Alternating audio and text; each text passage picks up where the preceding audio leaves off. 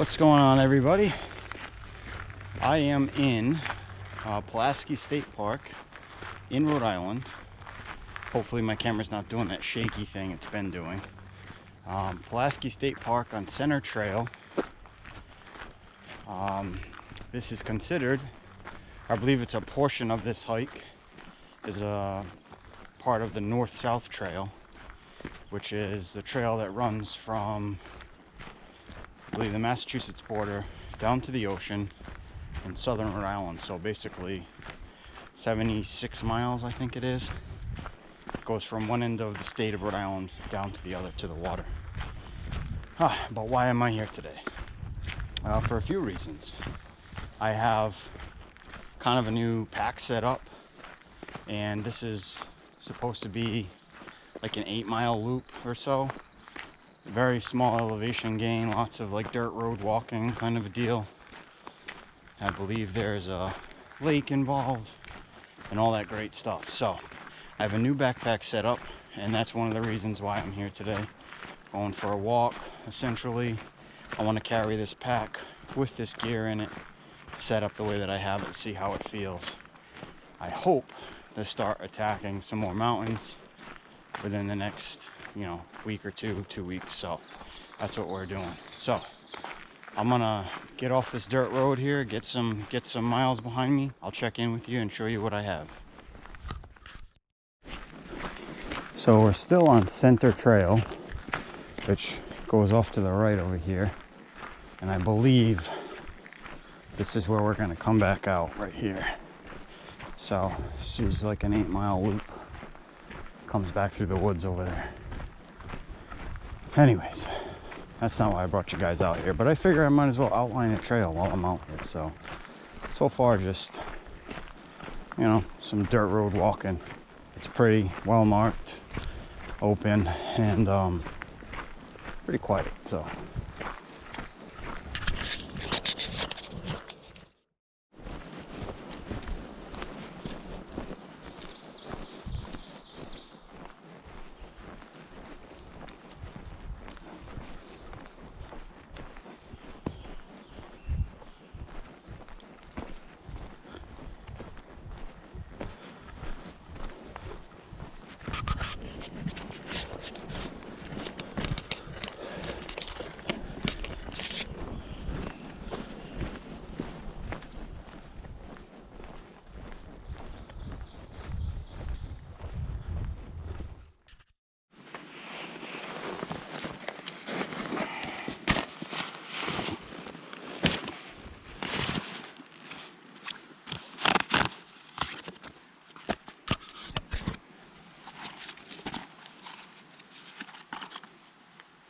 come on now.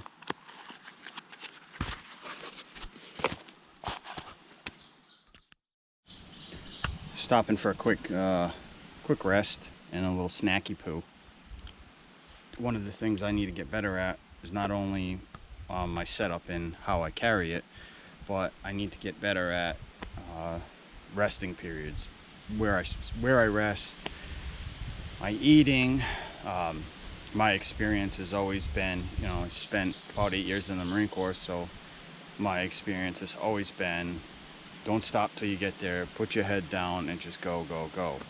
I've had some unpleasant experiences trying to get in some miles and stuff in the White Mountains, not eating enough, not drinking enough water, just, trying to, there's mosquitoes everywhere, but always waiting for the ideal place to stop and take a break. And sometimes that doesn't happen, so definitely need to rest often, not so much for, the physical aspect of it, but stop and eat a snack, drink some water, do it as often as possible. You just feel much better. So that's what we're doing right now. Trail mix, banana chips, and the Virga 2 is there. And hopefully there's a lake and some water coming up. I'm just trying to get to a good place to show you guys my setup and what I'm carrying now. So that's what we're doing. Snack, and then back on the road.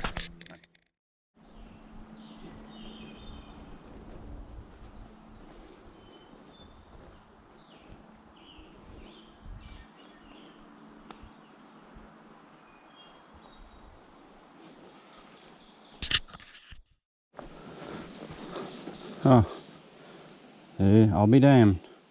It is part of the North-South Trail.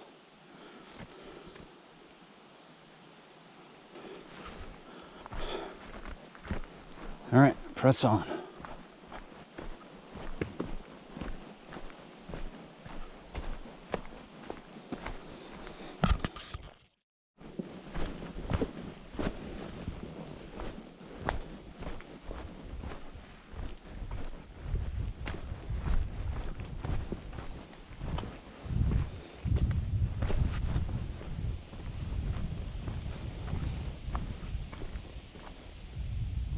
Oh, if we can see it in the camera. There's some water. It's pretty.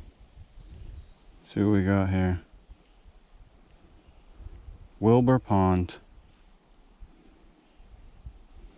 And we're gonna go on that side and go all the way back around.